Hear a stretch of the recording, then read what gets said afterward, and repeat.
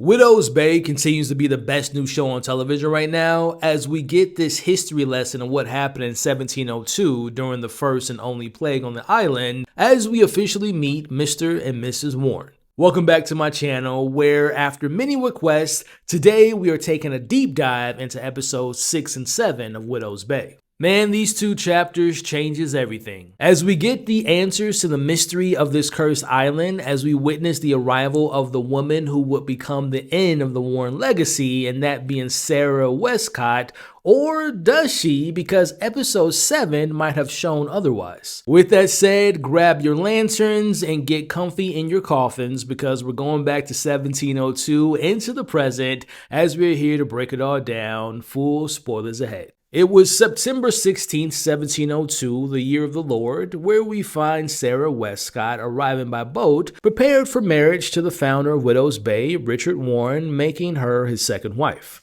Sarah's optimistic about this marriage and hopes that her soon-to-be husband is kind and handsome, as she'll be tasked with stepping into the role of a stepmother of his 5 children. But unfortunately for Sarah, she has no idea what's awaiting for her on this island. As she docks, she learns that she just missed the fog, a stroke of luck, says the person responsible for taking her into town. But as we know, this recent fog is just the beginning of the terrors to come. Sarah is eager to learn more about her soon-to-be husband, as the man tells her how grateful everyone in town is of Mr. Warren and how he completely transformed the island to what it is for them now. Now she enters the town, she notices a house marked with an X, this being a sign that the plague has taken hold of this home and has left its mark of death inside. Now things are moving quickly for Sarah, as she's to wed on her arrival day, as we learn that she was what they call a spinster, which is a term used to describe an older woman who has never married or is unlikely to.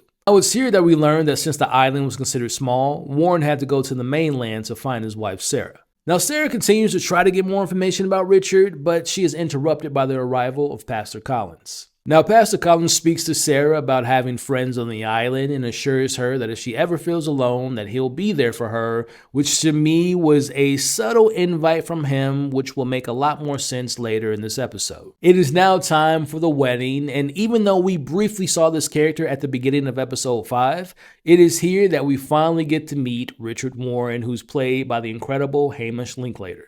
Now, it's also here that Sarah starts to see that this isn't going to be a normal marriage, as Richard added in some particular verbiage to his vows, demanding Sarah's full commitment to him, the marriage, and the island itself. Now, post-wedding, Sarah meets the 5 children, and she tries to bond with the youngest by the name of Francis. But this first family introduction is cut short as the church bells rings, as Richard is pulled away for work, which we will later understand to know is his dark deeds to keeping the island afloat. Later that night, Sarah writes in her journal, holding on to hope despite the fact that her wedding night didn't go exactly as planned, as she hears some noises downstairs. Now, she goes to check it out and she finds Richard in some type of trance with his eyes rolled to the back of his head, his palm is bleeding, and next to him sits the mysterious cylinder, which was described in last week's episode as the heart of the island. Leave me be. Now, as we'll learn in the next episode, this has to do with the pact that he made with the island. I believe that this was Richard trying to communicate with the island, and maybe the island was telling him that it's time for him to feed it. Now, we cut to the next morning, where we see Sarah's watching him take away a dead body as she meets the wife of the town's physician, Abigail. You like to watch other people see into their business. Forgive me what befell them. Now, in a very creepy way, Abigail explains how the plague affects its victims and how finding a cure to heal them hasn't been solved yet. Later that night, while cleaning the dishes, Sarah listens into the conversation between Richard and one of the locals by the name of Ezra, as he informs Richard that 3 more have fallen to the plague, making it 20 in total now. We learn more about the plague in this scene, as it causes a mania, as the first victim ended up murdering his own wife. Now, Ezra demands Richard to do something before it's too late, as Richard sends Sarah upstairs while he continues to speak to the guest. Now, Sarah makes it about halfway up the stairs as she listens in to the rest of the conversation, as Ezra mentions a rumor about Richard communicating with the island and how he's turned it to his will, making him the only reason that they are all surviving. Ezra brings up how Richard kisses this necklace and he wears it and treats it like it's a cross, making him look like he's serving a false god. Now the conversation gets heated from here as they get into a scuffle, leaving Ezra crawling on the ground as Richard stands over him and begins to beat him to death with his own cane, as we see Sarah sees this and she runs into the bedroom. As she puts the covers over her head, as Richard stands in the doorway, we see that Sarah doesn't sleep because of the fear of what her husband just did. Next morning, Sarah sees the aftermath in the dining room, and while cleaning, she notices the Rhys floorboard. Underneath is a hidden chamber, and at the bottom is Ezra's bloody cane. In Sarah's eyes, this is the point of no return as she realizes that she just married a monster. Frightened with nowhere to go and no one to talk to, Sarah remembers what Pastor Collins told her about ever needing to speak to someone as she visits him at his church. She tells Pastor Collins about Ezra being murdered by her husband and tells him about the hidden chamber underneath the house. It's here that Pastor Collins tells her the truth about the evils that stalk the island. There is a wrongness about. I fear that the devil himself has chosen your husband. He tells her about the many people that have gone missing, including Richard's previous wife. Now, obviously, Sarah wants to leave the island, but it's here the pastor tells her that she was sent here for a purpose and for a greater good, as he instructs her to leave the door latch open later in the evening as they plan to take Richard out. Now at dinner, we see Sarah tries to keep her calm, knowing what's going to happen later that evening, as Richard has Sarah send the kids to bed because she upset him after mentioning the rumors about the people going missing. Now, as the children go to their bed, this is where Sarah opens the latch. Now, as they both lay in bed, we see an assassin sent from the church creeps in. Now, Sarah points to Richard, and the man begins violently stabbing him. Sarah runs downstairs, and she thinks that it's finally over. As the tussle upstairs ends, a body is thrown down the stairs, and it's not Richard's, it's the assassin's. Richard now covered in his own blood after being stabbed a dozen times, but he's still standing. He tells Sarah that she is to never leave the house again for her own protection and orders for her to go upstairs and pray. We watch as she does pray, but after that she screams into her pillow after this failed assassination to her husband who cannot die. The following day, Sarah finds herself as a prisoner trapped inside the house. All the windows are boarded up as well as a door is chained. But she remembers the hidden chamber as she goes down into the dark and finds a network of tunnels. Now, Sarah follows a trail of blood to a room with closed doors and a single chair and blood covering the floor. Now, if you guys do not remember, this is the exact same room that we saw at the end of episode 1, which lets us know that Richard has been performing these ritual sacrifices, but the question remains, what exactly is behind these doors? Now, do you all think that there's a monster behind this door, the manifestation of evil, the devil, or like a human being, like a child maybe, that's taking the form of a human, but it's actually a demon? Like, let me know what you all think behind these doors. Obviously, again, this is the island being fed, but what does it transform into when it does feed? Let me know your thoughts in the comments below. Now, Sarah finds the exit through a well, which also happens to be the same one that Reverend Bryce heard the noises from towards the end of episode 3. This is what I loved about this episode, that everything's starting to connect as we see Sarah makes it back to the church to tell Collins that Richard is unkillable and he's alive. Now, she goes on to tell Collins and his trusted colleagues what happened the night before and that Richard isn't working with the devil, but he is the devil. Now, it's here that the pastor tells Sarah that they're going to have a boat be sent to her so she can leave later that evening, but first they're going to need her to pour this liquid into Richard's drink, that way it can cause him to fall asleep. Sarah's obviously afraid to return back to the house, but she agrees to do so and help them after learning that she's their only hope to stopping this evil. Now, back at the house, we see Sarah writing her last journal entry that Jerry transcribed in the previous episode for Wyck. Richard sees her and takes her journal to read it for himself and to see if maybe she's conspiring against him like everyone else is in town. The plan begins as Sarah puts the liquid in the cup of brandy, but Richard refuses it because he needs his mind clear. Sarah doesn't quit as she sends the kids up to their room and throws herself at Richard and makes him drink the brandy as they begin to kiss. Richard tries to make her take a sip of this drink, but she quickly spits it out as he begins to choke her, thinking that she's now a traitor. Fortunately for Sarah, Richard's oldest son comes behind him and knocks him out, as this was a form of revenge from him killing his mom. Now, Sarah and the kids escape to the docks, and this is where they see that the boat that they're supposed to get on actually has already left, as they decide to get on a smaller boat to catch it. Now, as they board, in comes Abigail trying to join them, and she is now covered in blood, which clearly shows us that she's infected, and it's pretty clear that the blood on her is her husband after killing him. Now, Abigail lunges at Sarah, and she knocks her out as they all get into the boat to catch up with the larger one. Now, back with Richard, he finds himself tied up, surrounded by the pastor and the others. Now, the pastor takes the cylinder off Richard's necklace, but he tells him not to open it because it's what's kept him alive. Richard tells them that their God has put this burden on him to protect them, and everything he's done was for the betterment of the people, but the others obviously think differently. They leave his fate to the one true God as they plan to bury Richard alive. Now inside the coffin, we see Richard begging for them to let him go as he mentions this pact he made that spared their lives during the first winter after he heard this voice speak to him after taking the mushrooms that gave him true sight. Richard begs for them to fulfill the pact by continuing the sacrifices, which is a life for a life. Richard tells them that if the pact is to be fulfilled, the plague will stop. Now, if it doesn't, the terrors won't stop, but instead, they'll only grow deeper. Richard begs for them to do this in order to save his children as he learns that Sarah has taken them to the mainland.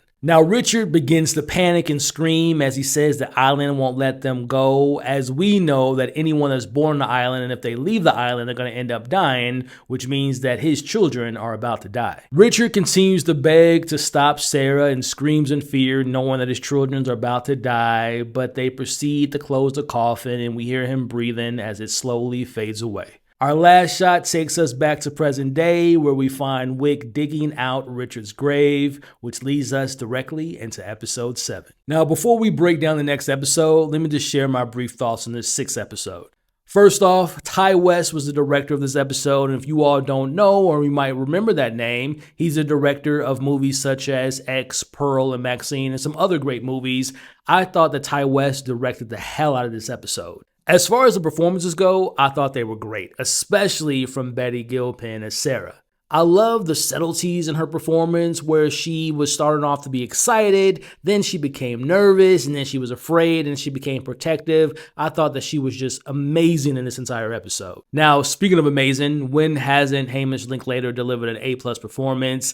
I'll speak more to his total performances because we see him again in the next episode, but again, everyone in this episode was great. Now, another thing I loved about this episode was the build-up and the tension. I love the tone of this show, and I'm just so impressed by how it continues to just like switch it up and never feel off balance. Like, I love how this was like a period drama at the beginning, and then we have like these little hints of comedy throughout the episode, but then we end on like this full-on supernatural horror story. I also continue to love how they give us more and more lore without making it feel like exposition. We learned so much in this episode. The first plague, obviously we get to meet Sarah and Richard, and we got to learn about the pact that Richard made with the island, and it's safe to assume that all the missing people, including his first wife, were fed to the island or whatever's behind those doors. With that said, let's break down episode 7, which was titled Seasickness. We open with Tom awakened on the toilet from where we last saw him at the end of episode 5. The phone rings and Tom says that he can barely understand the person on the other side of the line as he learns that he's been asleep for a whole day. Now, I gotta call this out now. What the hell, Evan? How do you not go check on your dad? He's been missing or he's been in his bathroom a whole day. Like, Evan is just showing that he's a pretty bad son sometimes. But as I digress, now at the Island History Museum, we see Tom learns from Wyck and Patricia that they dug up Richard Warren's coffin and that Richard Warren is upstairs awaiting to speak to Tom because he's the Lord Island Protector. Now, before he goes upstairs, Wyck asks Tom to have Richard open up the necklace, which actually injured Wyck's hand as he tried to open it up, leaving a similar mark on his hand that we saw in Richard's hand in the previous episode. Now upstairs, Tom is terrified as Patricia tried to communicate via notes, but she had no luck in doing so, as Tom gives it a try by writing down who he is and gives it to Richard, who we can see from the side profile. He looks like a zombie, which I love the practical effects in this episode, as he has been buried, obviously, and still alive since 1702, so he's been in that coffin for 324 years. Oh, I forgot one thing. You can talk? I love the deep, creepy voice from zombie version of Richard as he begins to speak to Tom and lets him know that he's been betrayed by others and that an evil power was what kept him alive. Now, Tom has Richard open up the cylinder, and inside is what Richard thought was his salvation, as he describes what him and the first settlers of the island had to do to survive when they first arrived. We couldn't even find vermin to sate our hunger. Some ate the corpses, others gorged on dirt. I was contemplating how to end my own life with my own hand when I saw it. Now, Richard explains what happened when he ate the mushroom that gave him true sight and how he thanked God, but in response, something came back and spoke to him, and it was either a demon or maybe the island itself, as this is where he made the pact with parts of himself for his people to be able to live on the island. Now, in return, we know that that pact was a sacrifice for a life for a life. Now, Tom questions Richard's decision in making the pact as they disagree on if one would consider the island to be flourishing because of it. Richard tells Tom that this entity, demon island itself, can sense desperation from men as he wants to see his children's belongings. Now, I would assume his remarks about the entity sensing desperation, it ties into Tom's dream of turning the island into a tourist hotspot, which is exactly the fuel the entity craves. The more visitors, the stronger the curse. Now, downstairs, Richard has an emotional moment after seeing his deceased children's belongings, as he also sees a statue of Sarah, and everyone in the room thinks he's caressing her face. Instead, he crushes her head after what he considered to be betrayal after what she did to him and his kids in the previous episode. Now, Richard tells Tom something important here. Richard believes that he's the last of his bloodline, and he tells Tom that he will be bound to the coven, but since Richard believes he is the last of his bloodline, he wants Tom to take him to the sea beyond the point where the fishermen fear, and he believes the hex will be destroyed. The moment he passes the threshold, Richard will age and die, freeing the island of the curse. Now, outside, Wyck and Tom argue about this plan to go out to the sea, and they don't even know if this will work. But Wyck eventually agrees under one condition. Richard must stay in his coffin for the whole voyage, as Tom spins a quick lie to convince Richard to do so. Now, before they head out, the sheriff arrives, and Patricia distracts him from messing up their plans by taking his vehicle. Let's go.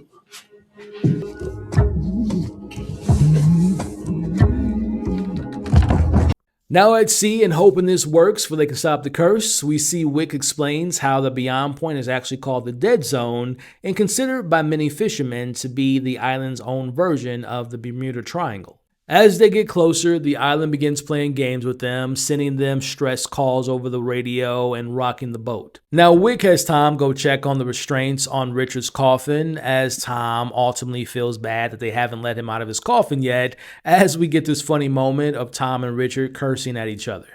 I am so sorry. Fuck you! Fuck off!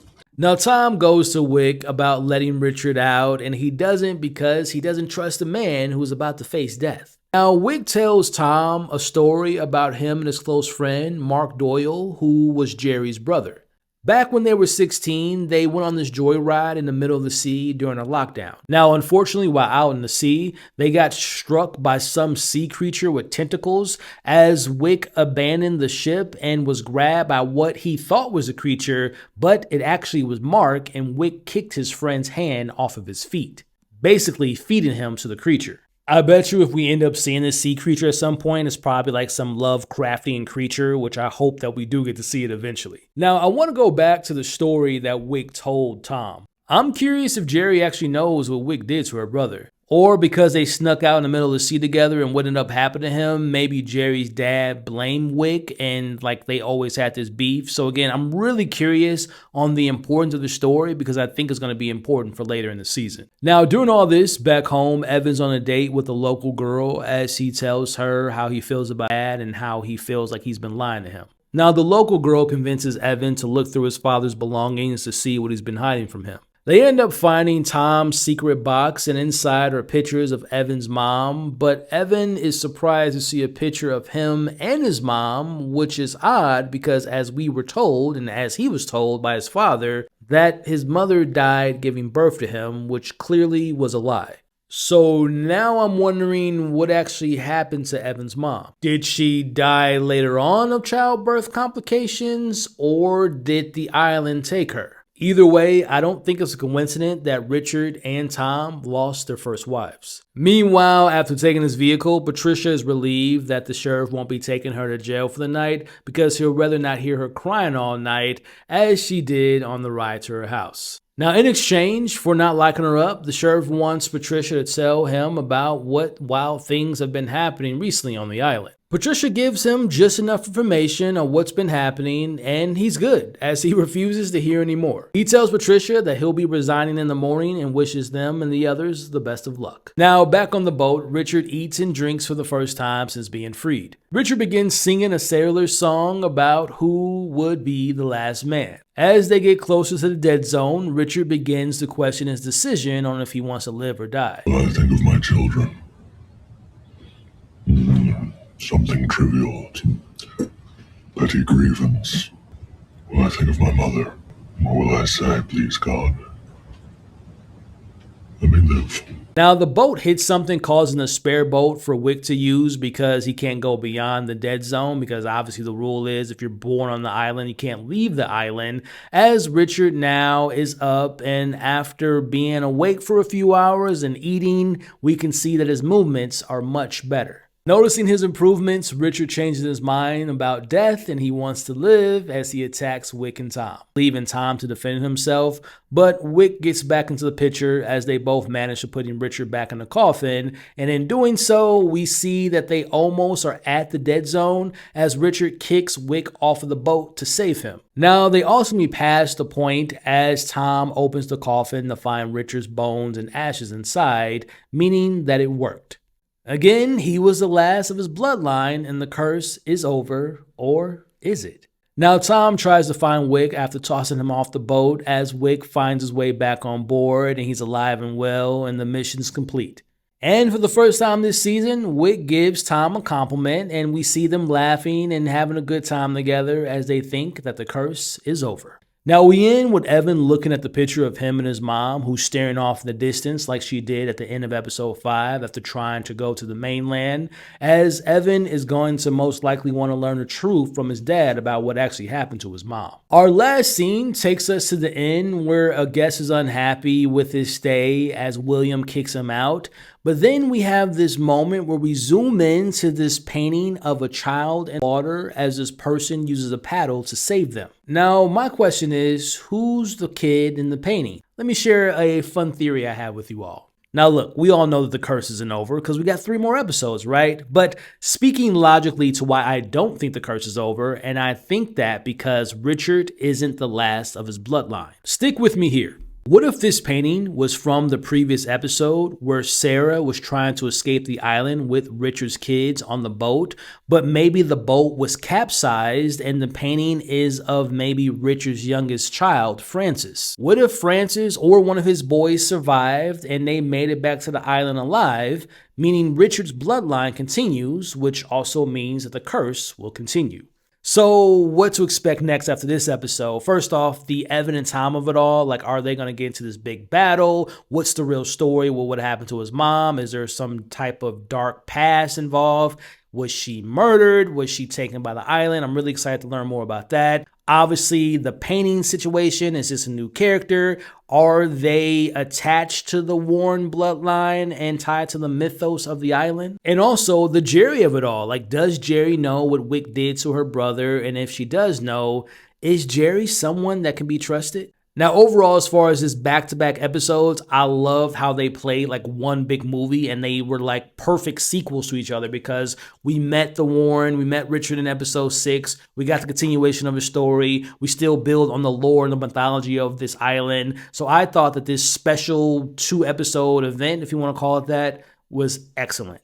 I personally preferred episode 6 over 7, but nonetheless, again, I thought that this was a great hour and a half or so of television, and I cannot wait to see what happens next. With all that being said, that will conclude my breakdown of Widow's Bays episodes 6 and 7. Thank you all for watching or listening to this week's breakdown. If you all want to hear more of my breakdowns and these deep dives, let me know in the comments below by also liking this video, hyping up this video. More importantly, leave me your thoughts about all the things you all took away from these 2 episodes and what do you all hope to see in the weeks ahead. And stick around by subscribing to the channel today. Now, if you all are listening to this week's breakdown via podcast, Apple or Spotify, or wherever you all get your podcasts from, please leave your thoughts about this episode and consider following the podcast, and I would love it if you all can give me a 5-star review. Again, y'all, I love this show and I am just so locked into this world. And again, if you all want me to continue to do these deep dives, let me know by